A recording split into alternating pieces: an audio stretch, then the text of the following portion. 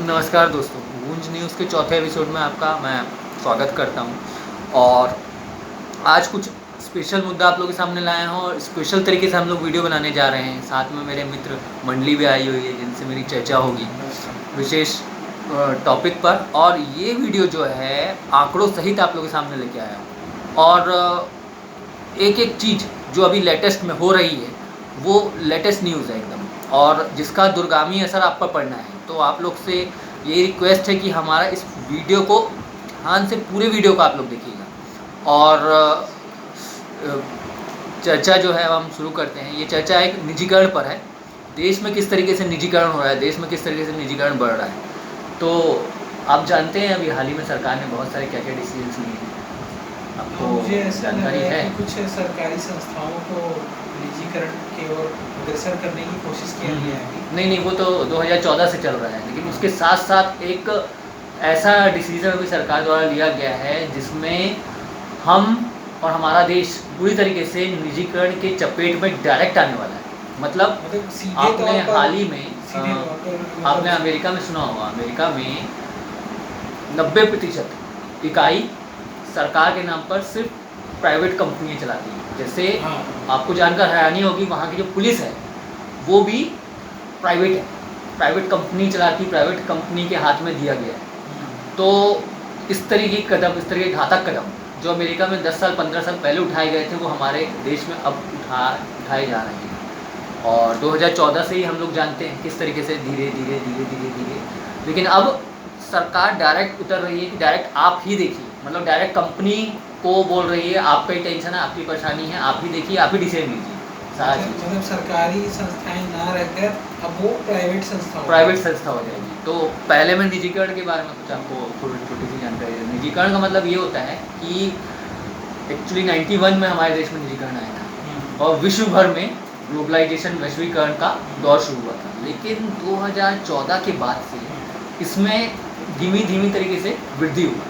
और निजीकरण बोलते हैं कि जैसे सरकारी इकाइयां हैं, सरकारी इकाइयों को सरकार धीरे धीरे प्राइवेट हाथों में दे देती है। और अपने जो सारे टेंशन्स हैं वो ख़त्म कर देती है। और नौकरियां जो सरकारी है, जो नौकरी निकल रही है, जॉब्स निकल रही हैं, वो सब बेशक नहीं खत्म, ख़त्म हो जाएगी। मतलब जो लोग आज मेहनत से 4 साल 5 साल कई सालों की मेहनत से बैंक में, रेलवे में जॉब्स कर रहे हैं, वो अब जॉब में तो रहेंगे लेकिन प्राइवेट जॉब में रहेंगे। एक एनजीओ चलाएगा। एनजीओ चलाएगा। और कब वो एनजीओ बंद हो जाए कुछ नहीं कह सकते। जैसे कि एग्जांपल दोहराऊंगा मैं, मेरे एक मित्र हैं दिव्य कुमार साहब, वो 104 में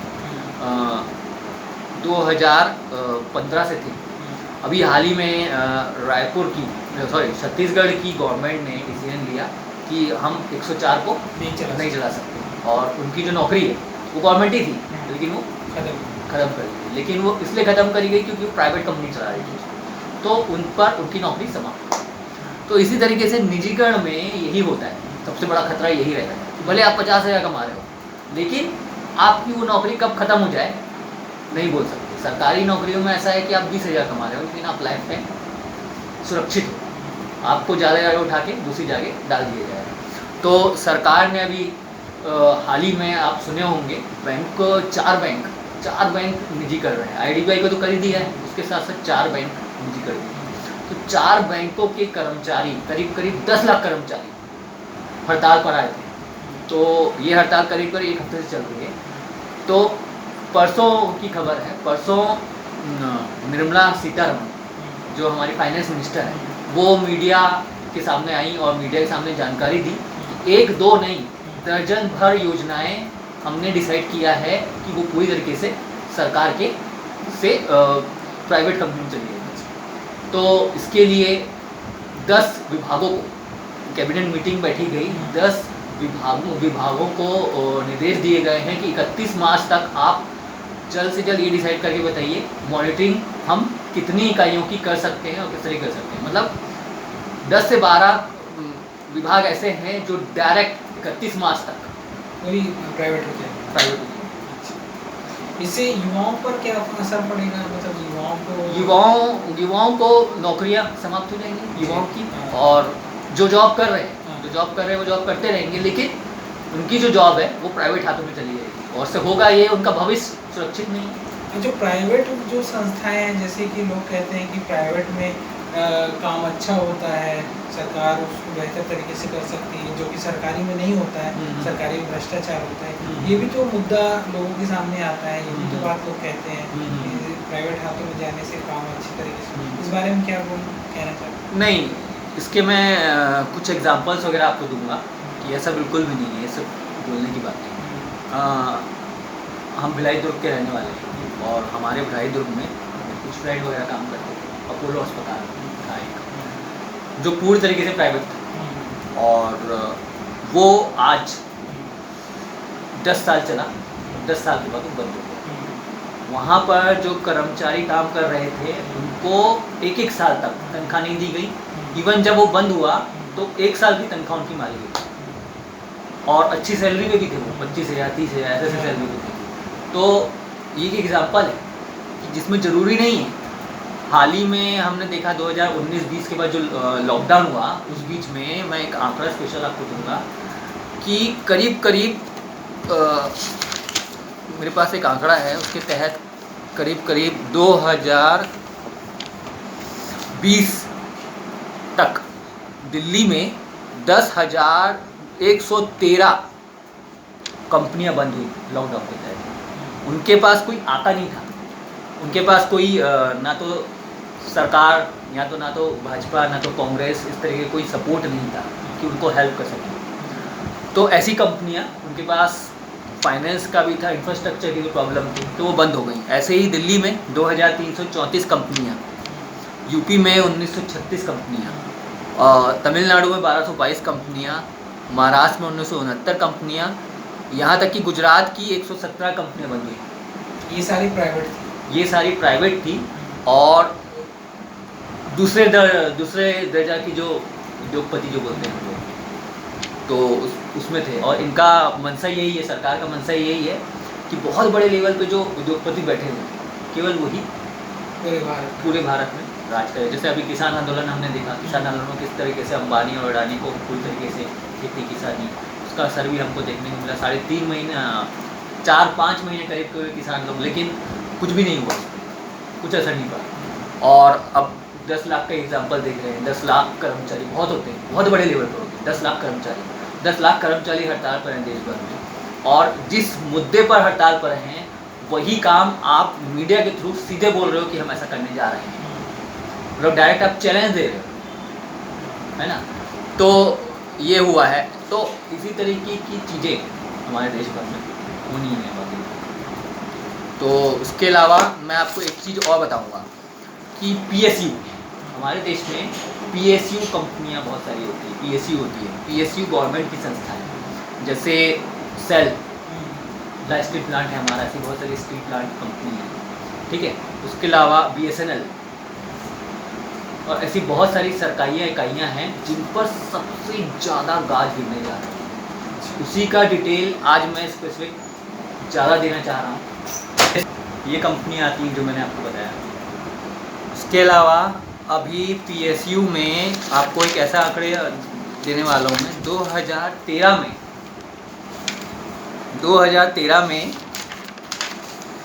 PSU के करीब 15 लाख कर्मचारी काम करते थे जब मनमोहन सरकार थी।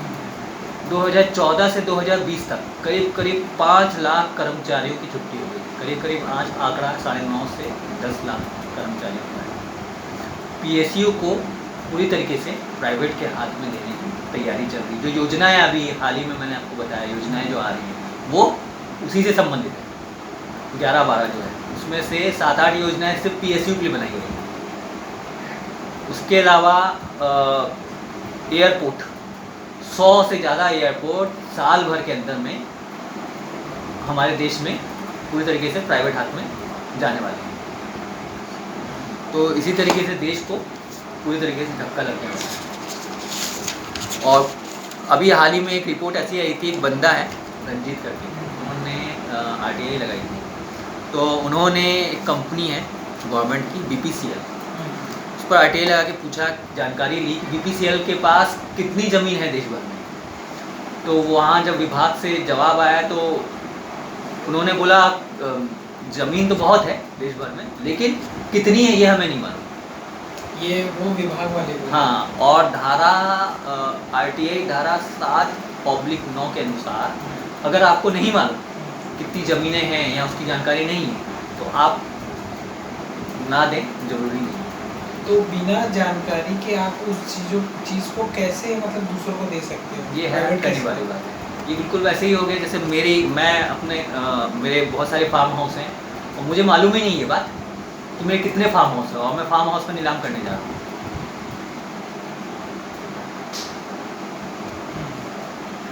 मतलब आपको इसकी जानकारी नहीं है और फिर भी आप उस चीज़ को बेच रहे हो, मतलब आप नहीं बताना चाहते? नहीं बताना चाहते। तो उन्होंने बताया, उन्होंने कुछ जानकारी दी रंजीत को, जो उन्होंने पहले से ही लगे हुए थे सब पे, कि 3 रिफाइनरी कंपनी थी, Kochi metro refinery, Mumbai refinery और बीना रिफाइनरी।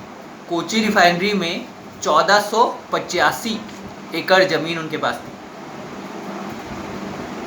और मुंबई रिफाइनरी के पास करीब 454 एकड़ ज़मीन है।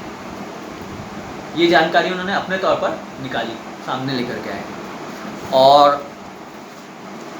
इसी प्रकार से BSNL का आपने सुना होगा, BSNL लगभग बिक गया।